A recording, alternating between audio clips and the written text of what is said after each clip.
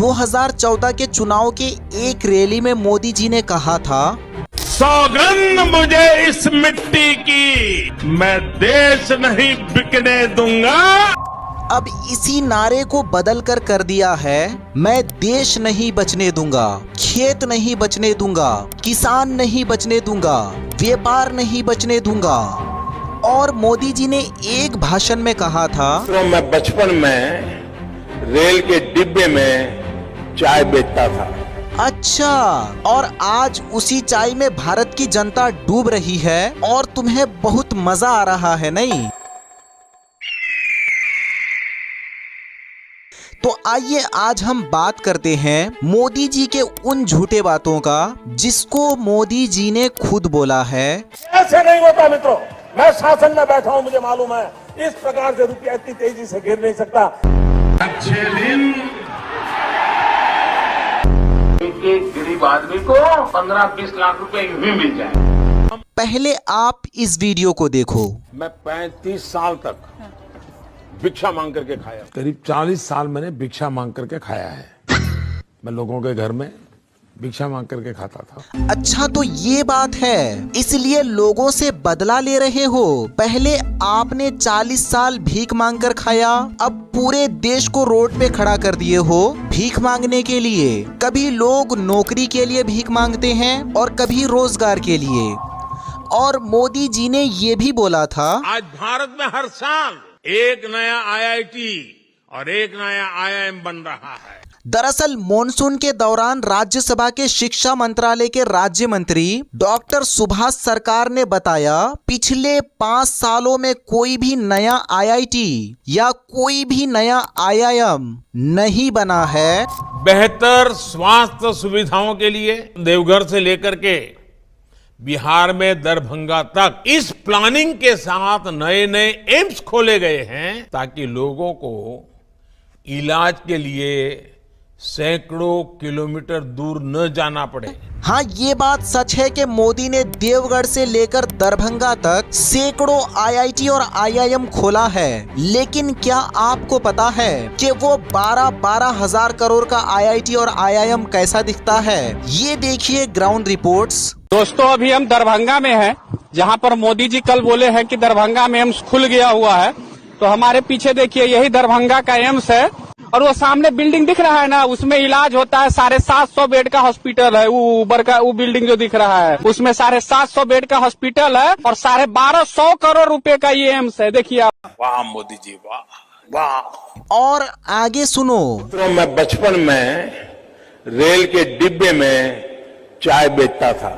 अच्छा, और आज उसी चाय में भारत की जनता डूब रही है और तुम्हें बहुत मजा आ रहा है, नहीं? और अभी मोदी सरकार तो पूरे देश को बेचने में लगी है। जैसे उन्होंने बीबीसीएल बेच दिया, एलआईसी बेच दी, एयर इंडिया बेच दिया, आईडीबीआई बैंक बेच दिया। 2014 के चुनाव को जीतने की हड़बड़ी में प्रधानमंत्री नरेंद्र मोदी ने विकास के मुद्दे पर एक रैली में कहा था, मैंने कसम उठाई है, मैं देश नहीं बिकने दूंगा।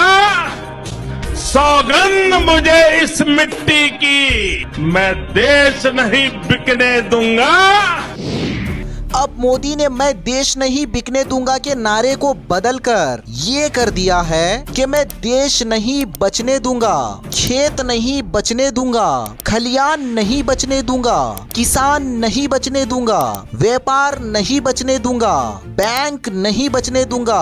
अगर तुम आवाज उठाओगे, तुम्हारे पाजामे के नारे को भी नहीं बचने दूंगा। या फिर अगर तुम ज्यादा स्ट्रांग हो तो तुम्हारे ऊपर ईडी और सीबीआई छोड़ दूंगा। ये सब बिकने के बाद प्रधानमंत्री मोदी जी से सवाल पूछना तो बनता है, क्या देश के अर्थव्यवस्था को बचाना इसको कहते हैं? मुद्दे की बात तो ये है कि डूबी हुई अर्थव्यवस्था को या फिर सरकारी संस्थाओं को बेचने की नहीं बल्कि ठीक करने की जरूरत होती है। इसका एक उदाहरण था केजरीवाल की सरकार। दिल्ली के खस्ता पड़े हॉस्पिटलों और स्कूलों को प्राइवेट हाथों में बेचा नहीं गया, बल्कि सही मंसूबा के तहत वर्ल्ड क्लास बनाया गया। दिल्ली की सरकार घाटे में चल रही थी। 7-7 घंटों का पावर कट हो रहा था। बिजली का दाम पेट्रोल के दाम से ज्यादा हो रहा था। सरकारी स्कूलों में बच्चों को भेजने से माता पिता कान पकड़ रहे थे। स्वास्थ्य पूरी तरह से बिगड़ी हुई थी। कोई किसी को पूछने वाला नहीं था। लोग दम घुट घुट कर मर रहे थे।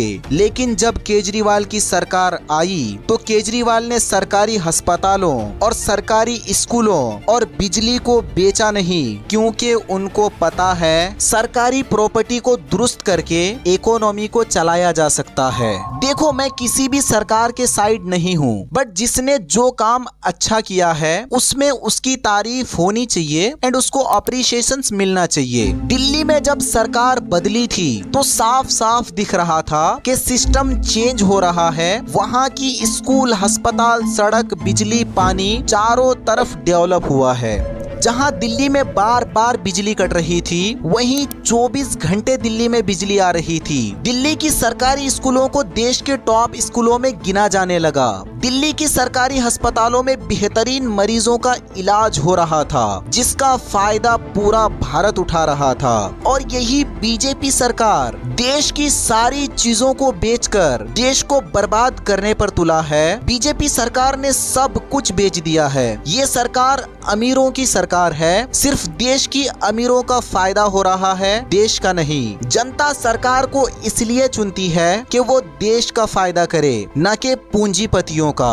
एटलीस्ट लोगों को बेसिक फैसिलिटीज मिले। बट अभी बीजेपी की सरकार में रेखा गुप्ता को दिल्ली में आए 1 साल भी नहीं हुआ है और दिल्ली की जनता परेशान होती चली जा रही है। जैसे दिल्ली की पावर कट हो रही है, जो कि पिछले सरकार में नहीं होती थी। दिल्ली में कई दिनों तक पानी नहीं आ रहा है। दिल्ली में सरकार बदलने से प्राइवेट स्कूलों का फीस बढ़ चुका है। And Rekha Gupta ji ground level पे प्रॉब्लम को सॉल्व करने के बजाय फोटोशूट और शो ऑफ करने में ज्यादा बिजी नजर आ रही है। एंड अभी बीजेपी की सरकार आने के बाद इलेक्ट्रिसिटी बिल को भी 7 से 10% तक बढ़ा दिया गया है और हेल्थ केयर के नाम पर मोहल्ला क्लिनिक को बदलकर मंदिर खोलने की बात की जा रही है। मतलब 1 साल में दिल्ली की जनता इतनी परेशान हो चुकी है कि आप ओरिजिनल जर्नलिस्ट के द्वारा देख ही रहे हो, ये गोदी मीडियाज को छोड़कर।